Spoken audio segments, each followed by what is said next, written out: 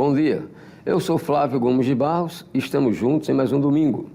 Nos dias 22 e 23 de maio acontece, na sede da Ordem dos Advogados do Brasil, em Jacarecica, Maceió, o segundo Congresso Alagoano de Direito Administrativo. O tema Construindo a Administração Pública do Amanhã. Para falar sobre esse evento, nós conversamos a partir de agora, aqui em Contextualizando, com o advogado e professor Delson Lira da Fonseca. Bom dia, professor. Muito bem-vindo aqui ao nosso Contextualizando. Bom dia, Flávio. Bom dia, telespectadores. É um prazer imenso estar aqui contextualizando. Bom, qual a expectativa do Instituto de Direito Administrativo de Alagoas, que organiza esse evento, em relação ao Congresso? Este é o nosso segundo Congresso no que diz respeito ao Instituto de Direito Administrativo de Alagoas. Nós estamos muito felizes por poder estarmos realizando esse segundo Congresso. E num momento muito peculiar para o direito administrativo e para a sociedade brasileira, principalmente com o surgimento de legislação recente, mudanças importantes na lei de licitações, no enfrentamento à improbidade administrativa e no conjunto da obra, vamos dizer assim, do direito administrativo como um todo. Muitas inovações que nos levam a refletir e tentar produzir conhecimento e soluções. E quais são os principais conferencistas desse congresso? O congresso será aberto, estou sendo honrado com a conferência de abertura, na qual abordarei sobre o direito administrativo sancionador, que sempre existiu, mas meio que voltou assim, com muita ênfase em razão de eventos atuais, posições dos tribunais e tudo mais. E o professor Ricardo Schneider, nosso procurador-geral do Tribunal de Contas do Estado de Alagoas, que abordará um tema correlato, certamente que ligado às novas tecnologias, etc., que será também muito interessante. Isso na abertura. Na sequência, no dia seguinte, nos 2 dias seguintes, então teremos diversos painéis e grupos de trabalho e oficinas, sempre com integrantes do Instituto e algumas pessoas convidadas. No encerramento teremos a felicidade de termos a professora Cristina, que é presidente do Instituto Brasileiro de Direito Administrativo, que fará a conferência de encerramento. Nesse entremeio, diversas personalidades do direito administrativo estarão contribuindo conosco. Bom, para uma explicação para aqueles que estão nos assistindo e são leigos no assunto, né? Não são necessariamente estudiosos do direito. O tema da sua palestra de abertura, novas perspectivas para o direito administrativo sancionador. Como explicar? Pois é, o direito administrativo sancionador é aquela face do direito administrativo da qual o Estado se vale para corrigir condutas ilegais. Aí, nessas condutas ilegais, nós vamos encontrar gradações, né? Umas mais simples, outras mais complexas, com punições mais simples e outras mais severas. E o direito administrativo sancionador, então, ele parte do princípio da necessidade de existir esse tipo de ferramenta para o Estado no controle da própria administração e nas relações com os cidadãos. E aí você perpassa pelas novas configurações do devido processo legal, da ampla defesa, do respeito ao investigado, assim como da primazia do interesse público, e sem deixar de considerar que nós temos desafios cada vez. A sociedade contemporânea, ela acaba produzindo conflitos e desafios peculiares, como nós estamos vivenciando agora esses eventos chamados ambientais extremos. Nós temos a questão das próprias tecnologias de comunicação, com graves, muitas vantagens, mas também com muitos riscos para o próprio direito, personalidade, a individualidade das pessoas. Então, eu diria que o direito administrativo está na sua tradição, na sua grande história, mas está vivenciando novos desafios em tudo. Bom, professor Delson, na área do serviço público, o que é que especificamente abrange o direito administrativo? O direito administrativo é uma disciplina amplíssima que, por um lado, ele trata da estrutura do Estado no sentido da administração propriamente dita, né? Se fosse uma empresa, seria a gestão, né? A gestão dos sistemas, das pessoas, dos objetivos. E, por outro lado, ele disciplina também as relações do Estado com o cidadão. É um instituto, uma disciplina jurídica antiquíssima que, desde que se imaginou o Estado, e independentemente da configuração desse Estado, se um Estado totalitário ou democrata, né, democrático, lógico que o direito administrativo acompanha o perfil do Estado a que serve, mas ele é indispensável à própria existência do Estado e a realização do Estado no sentido do interesse comum, da proteção dos cidadãos, enfim. É algo que não dá para imaginar um Estado relacionando-se em sociedade, principalmente num Estado democrático e de direito, sem a dimensão exata do direito administrativo como ferramenta de composição jurídica. Bom, atualmente, no cenário atual, né, o que é que caracteriza a improbidade administrativa?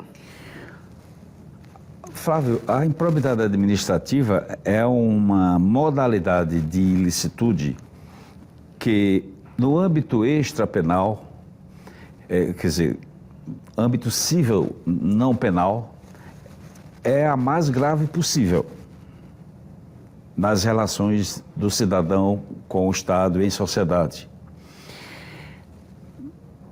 Fica exatamente abaixo do direito penal. Quer dizer, o direito penal trata das gravíssimas violações, a exemplo do homicídio, do estupro, etc. e tal. A improbidade é um ilícito, considerado o ilícito mais grave, de mais intensidade gravosa na administração pública, no tecido do Estado, porque ela afeta a própria dinâmica da eficácia e da eficiência do Estado.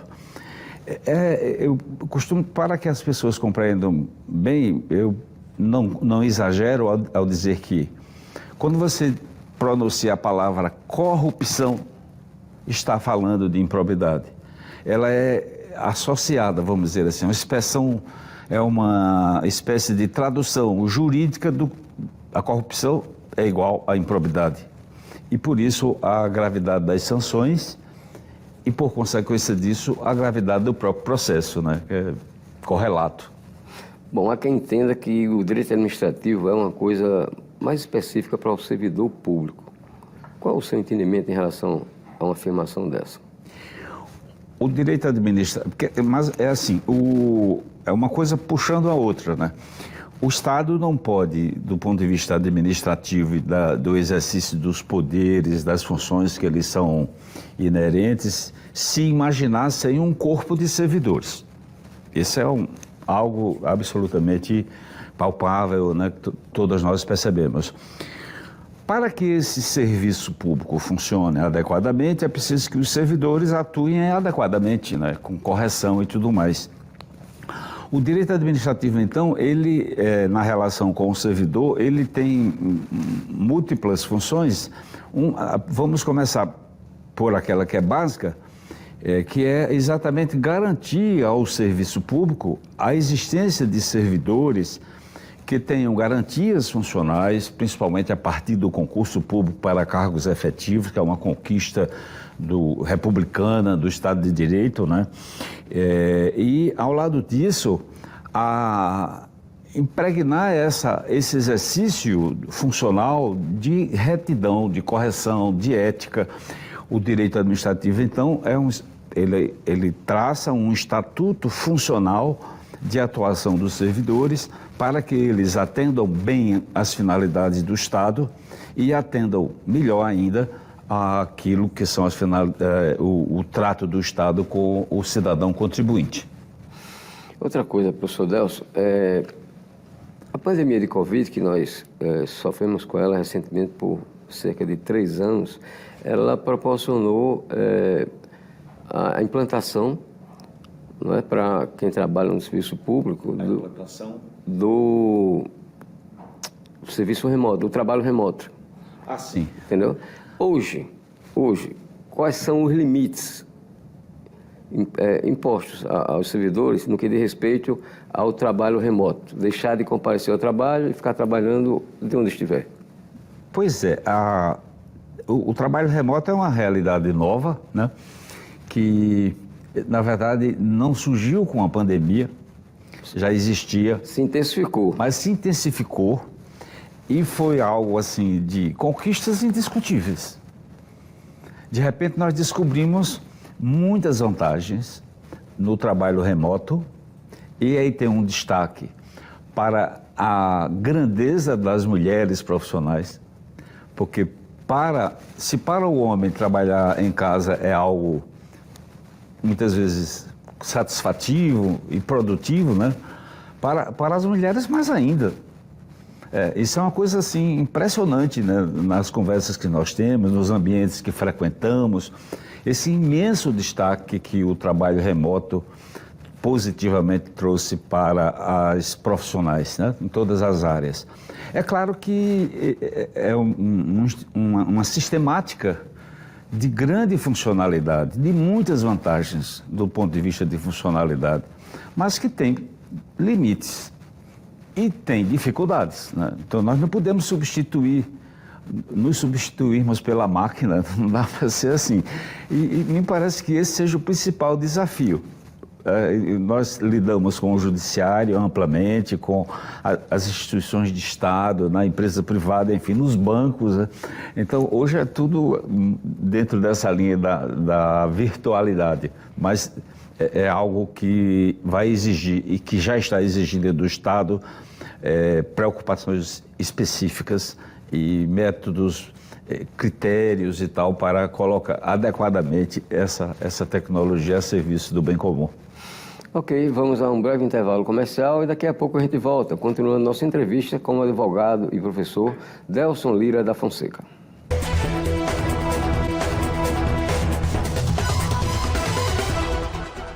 Estamos de volta com o programa Contextualizando. Aqui comigo o advogado e professor Delson Lira da Fonseca. Professor Delson, estamos falando aqui sobre o 2º Congresso Alagoano de Direito Administrativo que acontece na quarta e quinta-feira da próxima semana, aqui na sede da OAB em Maceió. Estávamos no bloco anterior, concluímos falando sobre o trabalho remoto. E eu gostaria de saber a sua opinião a respeito dos benefícios e dos problemas causados por conta do trabalho remoto. O trabalho remoto em si, ele se mostrou uma tecnologia e uma funcionalidade muito positiva em na maioria dos contextos, quase a totalidade dos contextos. Claro que tem atividades que não podem ser realizadas remotamente, né? Mas trouxe muitas vantagens, inclusive uma melhoria muito grande de produtividade em muitos setores. No setor de justiça, principalmente, né? Nós passamos a ter um grau maior de eficiência, de mais celeridade nos processos. Isso é muito positivo. O servidor público conseguindo trabalhar mais, digamos assim, de forma mais descontraída, dando atenção às suas questões familiares com mais desenvoltura também. Quer dizer, é uma coisa bastante positiva. O que nós temos constatado de dificuldade é exatamente que a necessidade de retornar à atividade, ao trabalho presencial, é inerente às nossas atividades todas, né? Nem tudo pode ser resolvido remotamente. E agora as instituições enfrentam uma resistência muito grande. É difícil imaginarmos uma audiência telepresencial em certos assuntos delicados, inclusive que envolvem sigilo, processos relacionados à moral das pessoas, à vida íntima das pessoas, porque nós sabemos que tudo que transcende o ambiente físico e vai para a virtualidade, a segurança na comunicação fica bastante fragilizada, né? mais ou menos como os técnicos afirmam, uma vez na rede mundial de computadores, significa que alguém pode tomar conhecimento daquilo. E os vazamentos, tais vazamentos, são muito constantes, com riscos até, muitos, né, em certos setores técnicos. Aí também tem situações em que, por exemplo, começou agora até os planos de saúde regulamentando consulta telepresencial, como uma forma de reduzir custos, etc. e tal. Bom, é muito difícil você imaginar uma consulta médica sem o médico estar na sua frente, sem fazer a anamnese, sem conhecer você fisicamente, vamos dizer assim, né? Claro que se você já tem seu médico de muito tempo, pode até fazer uma consulta, uma conversa, como se faria antes pelo telefone. Mas não dá para você imaginar tudo sendo resolvido por a distância, né? Ao lado disso, nós temos dos benefícios da tecnologia na comunicação, nós temos as fraudes, que as fraudes vêm junto. Quer dizer, os fraudadores, eles na verdade, às vezes até se antecipam e acabam utilizando as tecnologias a seu próprio favor, né, para expor as pessoas, além de violações ao direito individual das pessoas, e até o patrimônio das pessoas também, né? Quer dizer, é uma coisa muito séria. Então, isso é um desafio imenso para o Estado e para o direito administrativo nos dias atuais. Vamos colocar um caso concreto. Uma pessoa faz concurso para um determinado órgão público e, ao tomar posse, ao assumir, encontra uma regulamentação em relação ao teletrabalho. Por exemplo, aí vai trabalhar em outro estado. Quer dizer, tem o direito de trabalhar em outro estado de forma online. Aí, de repente, muda a regulamentação e passa a exigir a presença do servidor no seu local determinado de trabalho.